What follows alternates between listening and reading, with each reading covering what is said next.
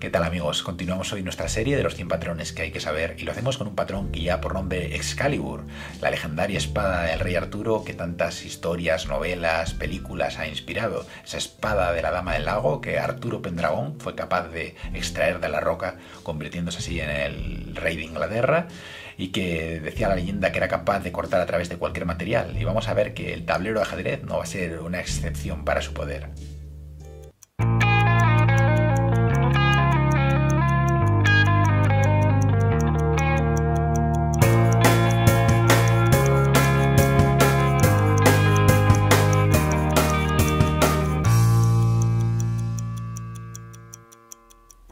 El gran entrenador Mark Dvorsky, tristemente fallecido el año pasado, no llegó a alcanzar tanta fama como jugador, pero esto no quita que haya sido un competidor realmente de altísimo nivel, como demuestra esta partida en la que derrotó a todo un ex campeón mundial como Vasily Smyslov, además en un terreno en el que Smyslov era un auténtico virtuoso en los finales de partida.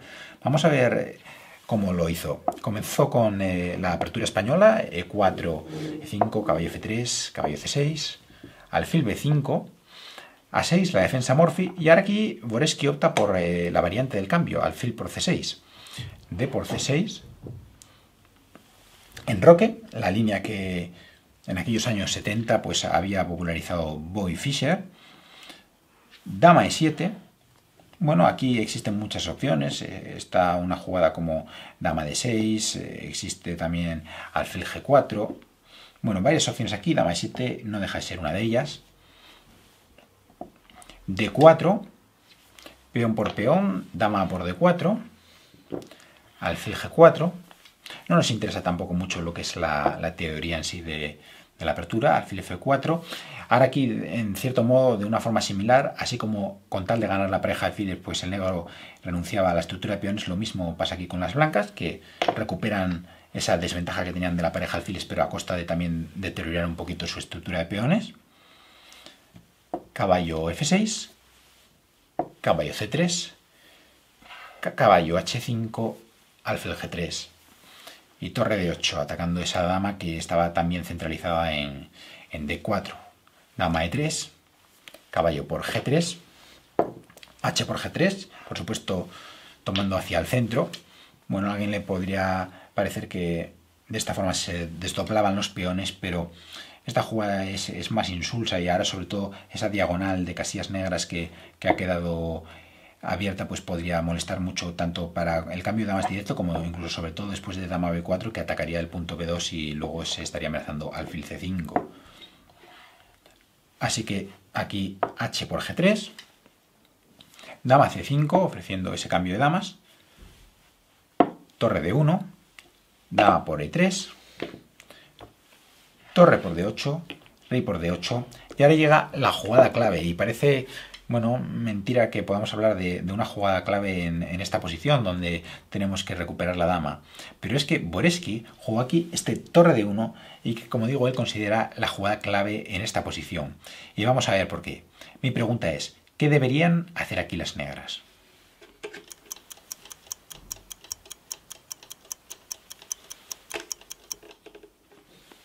Bueno, pues evidentemente las negras tienen aquí varias opciones. Podrían entregar la dama bien en D2, en D3 o en D4.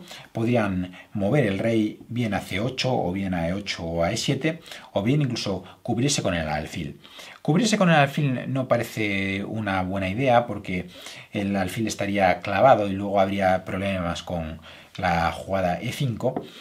Y la duda está en si permitir que el blanco pueda tomar con el peón hacia el centro, mejorando una vez más también ese peón de F2, o si entregar la dama directamente a costa de un tiempo en una de estas tres, cualquiera de estas tres casillas donde previsiblemente pues sería capturada por la torre. El problema es que aquí Smyslov eligió mover el rey y se equivocó en la casilla al que colocarlo, y no tanto diría la casilla, sino como en el lado al que irse, porque lo correcto hubiese sido mantenerse en el flanco de rey, donde las negras van a tener que lidiar con un 3 contra 4.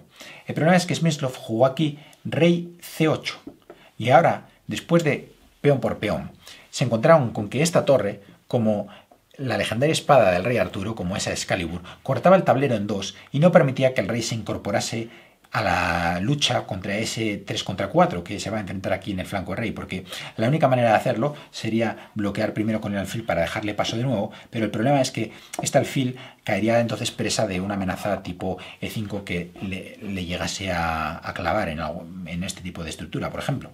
Así que se acabaron aquí las esperanzas de las blancas de poder, de las negras, de poder llevar a cabo la participación de su rey en la defensa de ese flanco rey, como vamos a ver. Y la verdad que aquí todo un ex campeón mundial como Smyslov se vio superado de una manera bastante sencilla, solamente por ese corte de esta espada Excalibur en esa columna dama. Vamos a ver cómo G6, E5, preparándose ya para cerrar alfil incluso antes de que aparezca en G7, alfil G7, F4, F6, peón por peón, alfil por E4. Por supuesto, en algún momento E5 va a ser muy incómodo y el caballo podría llegar a plantarse en E4, ¿no? Así que aquí, después de este E4 del blanco, pues y H5, rey G2, Smyslov no aguanta ya más la presión de estar siempre pendiente de E5 y decide jugar alfil por C3. Una decisión que fue criticada por los comentaristas de esta partida, pero la verdad es que parece entendible, porque si cada jugada tenemos que andar calculando qué pasa si nos hacen E5 y caballo 4, pues la posición se vuelve muy incómoda y hay un momento en el que seguramente el blanco pueda llevar a hacer esto en condiciones óptimas, incluso después de haber mejorado la posición de su rey, bien por H3 o bien por F3. Y por lo tanto, pues aquí no parece, la verdad, parece por lo menos entendible, ¿no? El hecho de cambiar este alfil. Lo que, sin embargo, que quizás sí que pudo haber contribuido a acelerar la derrota, porque ahora el final se plantea en términos ya puros de ese rey cortado contra este rey que va a participar en el apoyo de sus peones, y por supuesto en ningún caso se puede plantear el cambio de torres para tratar de sacar al rey, porque al final estaría totalmente perdido con este peón pasado y apoyado. De hecho, la partida continúa aquí con B5, E5, A5, rey H3, y el rey ahora es la pieza que marca la diferencia, porque mientras que las blancas tienen rey, las negras no tienen. B4, rey H4, torre E8, rey G5, torre E6 y simplemente rey H6. Y aunque parezca increíble, Smyslov ya abandonó aquí porque ve que Borisky únicamente tiene que jugar rey G7 y rey F7 y la torre ya no podrá mantener la defensa del peón G6. Una demostración increíble del poder que puede tener este corte de Excalibur, excluyendo totalmente a un rey de la partida. Bueno, pues vamos a ver ahora en segundo lugar esta partida del legendario torneo de Avro del año 1938, donde Excalibur pudo haber jugado un papel fundamental, pero afortunadamente para el Dr. Aleghin no fue así. Vamos a ver por qué. La partida comenzó con el peón de rey y se jugó la defensa Caro-Kann. Y aquí Keres opta por el denominado ataque Panov con este C4. Se continúa caballo F6, caballo C3, caballo F6, alfil G5, E6, caballo F3, alfil E7 y ahora C5, una jugada que define ya mucho la estructura de peones. Gana espacio a costa de ceder ya la tensión que había aquí en el centro, y el negro en estas posiciones suele tratar de llevar a cabo o bien la ruptura de 5 o bien esta ruptura de B6. La partida continúa aquí con enroque, alfil B5, una jugada que dificulta ambas rupturas, y Aleghin opta por la mejor jugada, caballo E4, que permite cambiar estos alfiles de casillas negras y facilitar la ruptura de E5, alfil por dama por.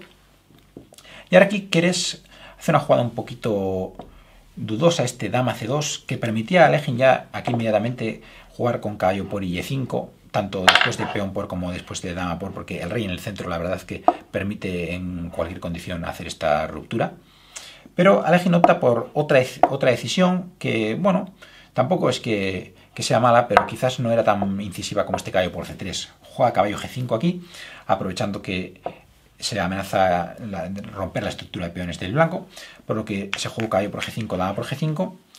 Y ahora aquí como está cayendo el peón de D4, no se puede defender directamente el de G2, sino hay que intercalar alfil por C6. Y del mismo modo, cuidado aquí, no se puede tomar el de G2 porque habría la intermedia alfil por D5, por lo que Alekhine tomó aquí peón por alfil y tras enroque corto lleva a cabo la famosa ruptura, pero ahora ya en condiciones mucho peores porque después de nada por Keres está enrocado ya y puede comenzar a molestar a esta dama de Alekhine con torre 1.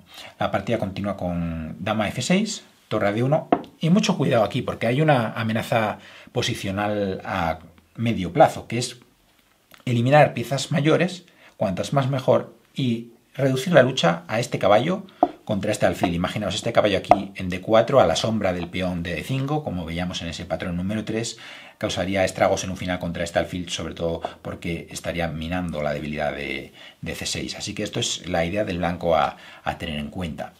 Torre B8, una buena jugada, activa la torre en la columna y en cierto modo sujeta al caballo.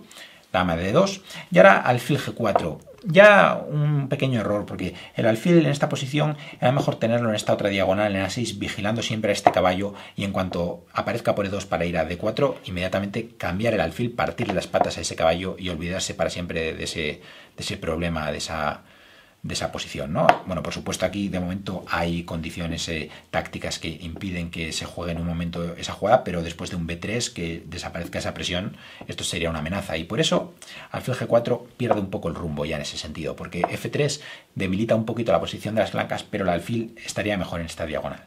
De hecho, tras alfil E6 y B3, vamos a ver cómo enseguida ya comienza a aparecer esta maniobra. Dama E7, dama E3, no hay prisa para hacerlo. Torre 8 y ahora sí caballo 2 y el caballo llega por fin aquí a la sombra del peón después de dama C3, dama G5 a D4. Alekhine trata de seguir debilitando esos peones de Keres con alfil H3, pero tras G3 dama F6, torre 3, alfil D7 defendiendo ese peón de C6 para poder liberar la dama. Se cambian un par de torres, torre por. Y tiene lugar aquí H5. ¿Por qué H5? Porque es el único lugar donde el negro tiene un poquito de coordinación con sus piezas. La dama y el alfil confluyen en el flanco de rey y por lo tanto, bueno, parece que tiene sentido esta ruptura. No obstante, Keres juega aquí caballo E2, ofreciendo el cambio de damas que por supuesto Alekhine pues tiene que rechazar, no puede aceptar aquí el cambio de damas y Keres sigue insistiendo, dama D3, dama F6, dama D4. Alekhine por supuesto estaría contento aquí con conseguir las tablas, pero Keres toma aquí una decisión un tanto discutible, que es este rey F2. ¿Por qué? Porque en cierto modo ahora las piezas quedan un poquito mal coordinadas. La dama y el caballo se pelean por la misma casilla, por D4, y el rey no parece la mejor pieza para defender la torre y el caballo, ni mucho menos el peón de F3. Y Alekhine aprovecha esto para iniciar un contraataque inmediatamente con dama B1, buscando actividad, molestando a estos peones en el flanco de dama. Y de hecho, tal es así que ahora Keres aquí va a fallar, va a comenzar a patinar un poco en la posición y juega dama F4 tocando la torre y quizás devolviéndole la casilla de 4 al caballo, pero vamos a ver cómo ahora el caballo no está tan cómodo ahí porque entonces habría algunos jaques, etc. Alekhine juega aquí torre F8 para que torre 7 no toque el punto F7 y ahora aquí llega el error de Keres, torre E5. Mi pregunta es, ¿qué haréis aquí con las negras?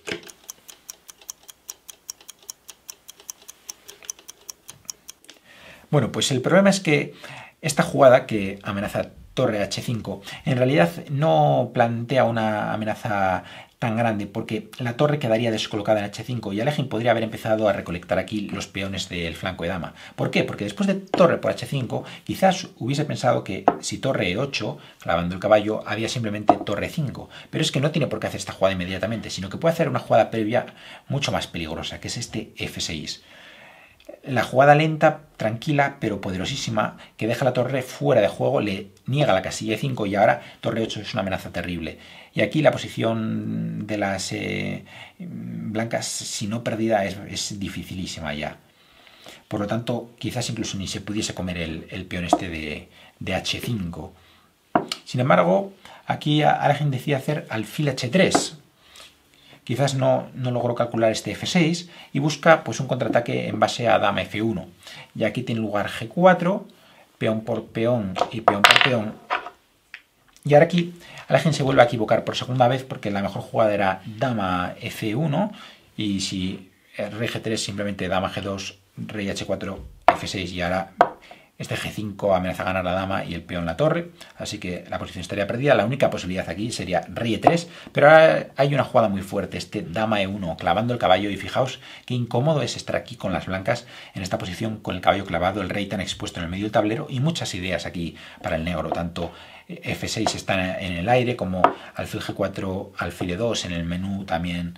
Así que muchas opciones aquí y una posición muy incómoda para las blancas. Sin embargo, Alekhine jugó aquí primero D4, buscando cerrar esta puerta trasera al rey y ahora amenazando, es verdad, dama F1 mucho más fuerte porque obligaría a entrar a esta línea de rey G3, pero el problema es que ahora Keres tiene aquí tiempo para jugar rey G3, atacando ese alfil, y tras D3 simplemente caballo D4, se está atacando el alfil, y tras dama F1, Alekhine ahora decide que tiene que cambiar las damas, dama por, alfil por, caballo por C6 no solo gana el peón, sino que quita la casilla D8 a la torre, que ahora ya no lo va a poder apoyar, y D2 no vale inmediatamente porque habría torre D5.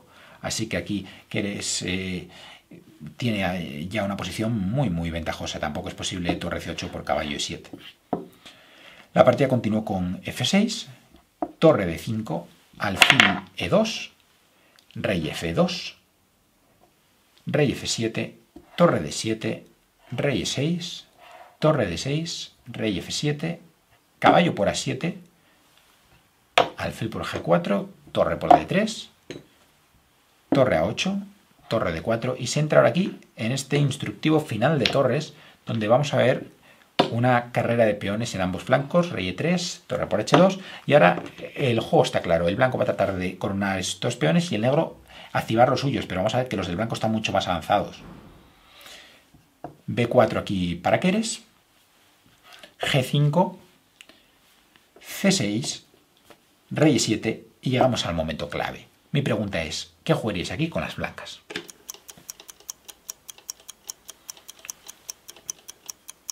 Bueno, pues aquí, por suerte para Alekhine, Keres tomó la decisión equivocada, y es que, siguiendo esos preceptos del doctor Tarras, colocó la torre detrás del peón para apoyar su avance. Sin embargo, lo correcto aquí era llevar a cabo este corte con Excalibur en toda esta vertical, dejando al rey fuera del acceso al flanco de dama. Y ahora la posición de las negras es muy difícil, sino ya totalmente perdida.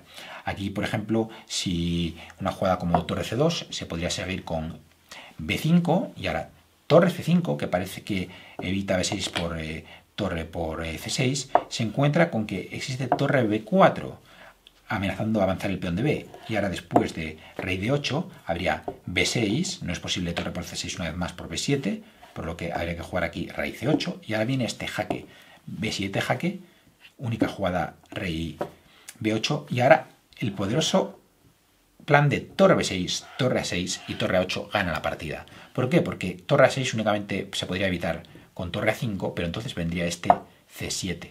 Y ahora, después de rey por, simplemente se coronaría una dama. Por lo tanto, esta idea de Excalibur era aquí ganadora para Keres. Sin embargo, después de este torre C4 que tuvo lugar en la partida en vez del corte, Alekhine pudo recomponerse gracias a que le permitió meter el rey en el flanco de dama con rey D8 y ahora después de B5 se llegó a una posición de tablas con torre B2, torre C5, G4, rey F4, torre B4, jaque, rey G3, rey C7, rey H4, rey C8. Bueno, y ahora aquí la partida ya no tiene mucho interés porque los jugadores siguen insistiendo un poco, pero la posición ya no da más de sí. Torre C4, rey G3, F5 y después de rey H4 y torre C5 se firmaron las tablas. Una partida muy instructiva, por lo menos en lo que se refiere a este final, donde vemos como una vez más Excalibur pudo haber aquí decidido el signo de la partida. Si te ha gustado el vídeo, te agradecemos que nos apoyes dándole like. Tan solo tienes que hacer clic en el icono del dedito para arriba, es muy fácil y de verdad que nos ayuda mucho. Si eres nuevo, te invitamos a que te suscribas al canal y eches un vistazo al resto de nuestro contenido. Seguro que encontrarás algo que te pueda ayudar a mejorar tu ajedrez. Sin más, solamente me queda despedirme de vosotros y esperar que nos volvamos a ver aquí en este Círculo Ajedrez Capablanca, con nuevos vídeos, con nuevos patrones, pero sobre todo con ajedrez para todos.